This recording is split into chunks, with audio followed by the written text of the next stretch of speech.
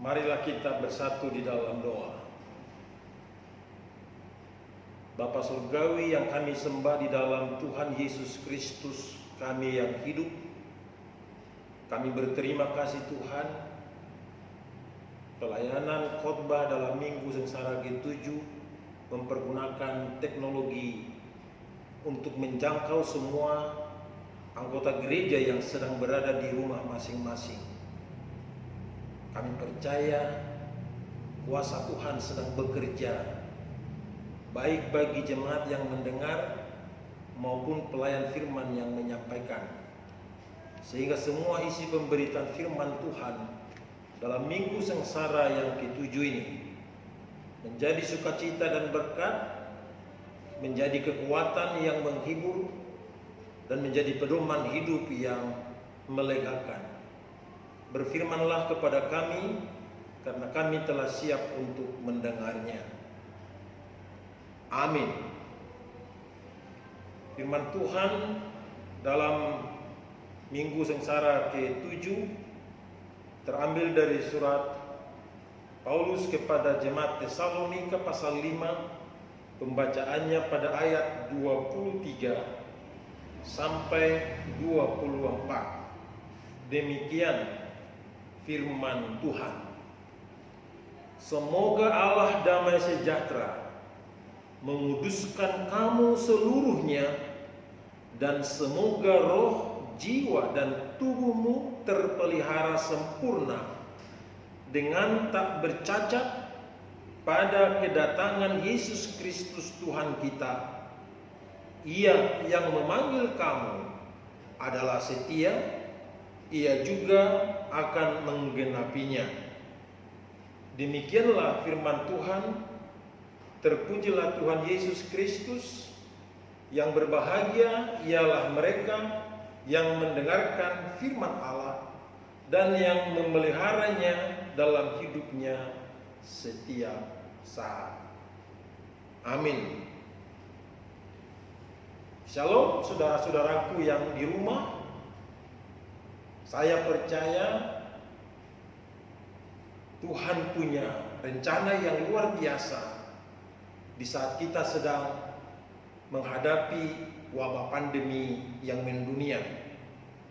Maka dengan sikap hati yang terbaik, kita persembahkan kepada Tuhan untuk menyimak dengan baik pemberitaan firman Tuhan hari ini. Saudara-saudara yang terkasih di dalam Yesus Kristus, perayaan Minggu-Minggu Sengsara telah kita laksanakan dengan semangat yang menyala-nyala, walau dalam situasi yang sangat berbeda dengan yang sudah-sudah, di mana dari Minggu Sengsara pertama sampai dengan yang kelima kita lakukan di dalam gereja kita. Dan Minggu Sengsara ke-6 dan ke-7 kita lakukan dengan keluarga di rumah masing-masing. Seperti saat ini yang kedua kali.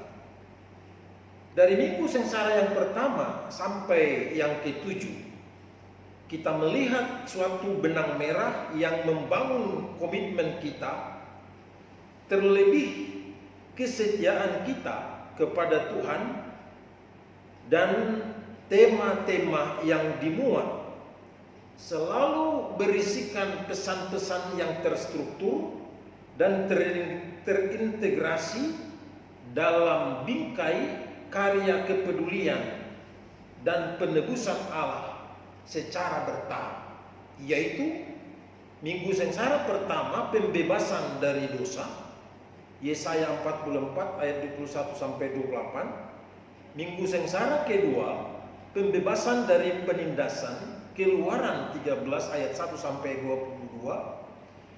Minggu Sengsara ketiga, pembebasan dari kemiskinan, Ulangan 28 ayat 1 sampai 14. Minggu Sengsara keempat, pembebasan dari kondisi marginal, Rut 4 ayat 1 sampai 7. Minggu Sengsara kelima, pembebasan dari kerusakan alam, Kejadian 11 ayat 1 sampai 9, dan Kejadian 1 ayat 28. Minggu sengsara ke-6, pembebasan dari kuasa kegelapan, Matius 8 ayat 28 sampai 34. Minggu sengsara ke-7, pembebasan dari krisis jati diri, 1 Tesalonika 5 ayat 23 sampai 24.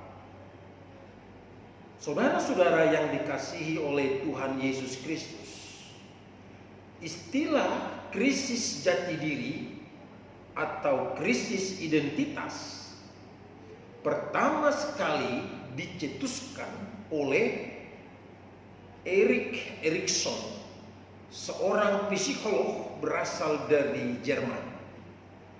Ia berteori bahwa tantangan psikologis seperti yang dialami oleh anak remaja atau parubaya saat memasuki masa transisi, yaitu ingin mengerti tentang kondisi mentalnya, yaitu perubahan dari seorang anak remaja menuju dewasa atau akil balik. Erikson juga percaya bahwa pengembangan kepribadian seseorang bergantung pada apakah ia dapat menyelesaikan konflik dengan baik dalam kehidupannya atau tidak. Biasanya krisis identitas atau krisis jati diri muncul saat mengalami perubahan besar dalam hidup, meliputi pertama, kehilangan pekerjaan atau memulai pekerjaan yang baru. Kedua, menjalani hubungan yang baru. Ketiga, perceraian. Keempat, memiliki anak. Kelima, kehilangan orang tercinta. Keenam, pindah ke lingkungan baru. Ketujuh, mengalami kejadian traumatis. Kedelapan, sakit. Kondisi krisis jati diri atau krisis identitas juga umum dialami oleh orang dengan masalah mental. Misalnya depresi atau borderline personality disorder, yaitu gangguan kepribadian ambang. Saudara-saudara yang dikasihi oleh Tuhan Yesus Kristus, bila krisis jati diri atau krisis identitas yang berujung pada depresi akan menunjukkan pertama, merasa putus asa dan merasa tidak berharga. Kedua, kehilangan minat untuk melakukan hal-hal yang tadinya disukai. Ketiga, kelelahan. Keempat, mudah marah atau uring-uringan. Kelima, terlalu sedikit atau terlalu banyak makan. Keenam, sulit konsentrasi. Saudara-saudara yang dikasihi oleh Tuhan Yesus Kristus, bagaimana cara menangani krisis jati diri atau krisis identitas ini? Ada 3 hal penting untuk kita jadikan sebagai pedoman agar bebas dari krisis jati diri atau krisis identitas. Yaitu pertama, gali diri lebih dalam. Maksud dari gali diri lebih dalam adalah meluangkan waktu untuk benar-benar melihat ke dalam diri kita masing-masing dengan fokus seperti bersaat teduh dan melihat ke suatu titik pandang. Inilah yang kita lakukan di awal. Kita tidak selalu harus memiliki dan mendapatkan jawabannya sekarang. Tetapi yang penting dan patut kita sedang berusaha untuk terus menggali dan mengenal diri sendiri. Nats khotbah kita dalam ayat 23 menekankan, semoga Allah damai sejahtera menguduskan kamu seluruhnya, dan semoga roh, jiwa, dan tubuhmu terpelihara sempurna dengan tidak bercacat pada kedatangan Yesus Kristus Tuhan kita. Kata menguduskan itu adalah aktivitas atau usaha atau kerja keras yang fokus untuk gali diri lebih dalam. Wabah pandemi COVID-19 yang telah menelan korban manusia yang tidak sedikit, namun bila disiasati dengan respons yang positif, maka menguduskan tubuh, jiwa, dan roh adalah saat yang tepat untuk gali diri lebih dalam. Kedua, memiliki hal-hal yang membuat kita berbahagia. Terkadang kita terlalu fokus pada hal-hal yang tidak menyenangkan dan melupakan hal-hal lain yang lebih berharga. Misalnya, meninggalkan jam kebaktian atau ibadah karena pesta-pesta atau saat jadi tuan rumah dalam acara arisan, atau jalan-jalan ke suatu tempat dengan melupakan Tuhan Yesus Kristus yang menunggu di bait sucinya. Bila kita selalu berkutat dengan urusan negatif dan lupa untuk memberikan hal-hal yang positif pada diri sendiri, bisa jadi ini alasan mengapa kita mengalami krisis jati diri atau krisis identitas. Terimalah fakta bahwa kita dapat mengendalikan semua yang terjadi dalam hidup. Bandingkan jugalah dampak krisis COVID-19 yang begitu mencemaskan, menakutkan, mengkhawatirkan.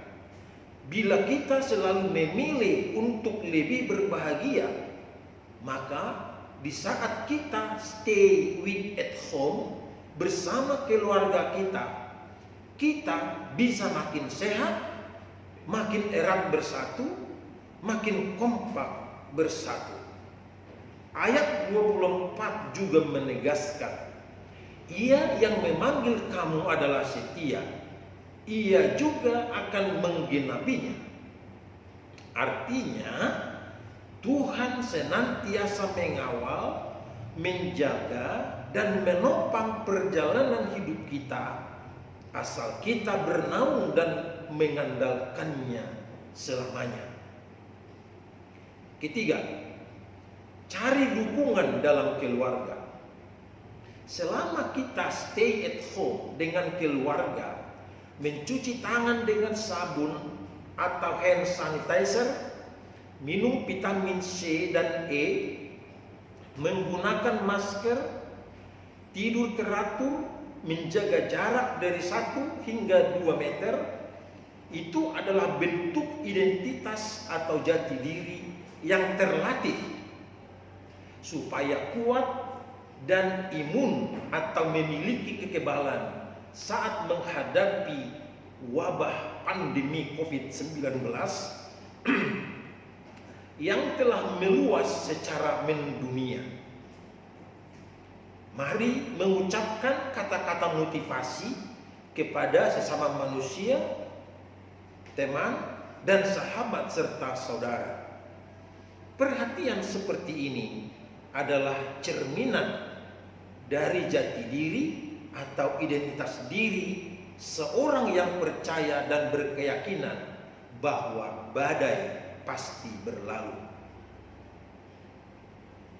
Jika kita melakukan ketiga hal ini, yaitu yang pertama, gali diri lebih dalam, yang kedua, memikirkan hal-hal yang membuat berbahagia, Yang ketiga, cari dukungan dalam keluarga.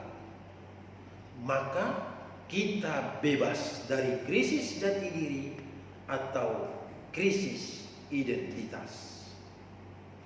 Amin.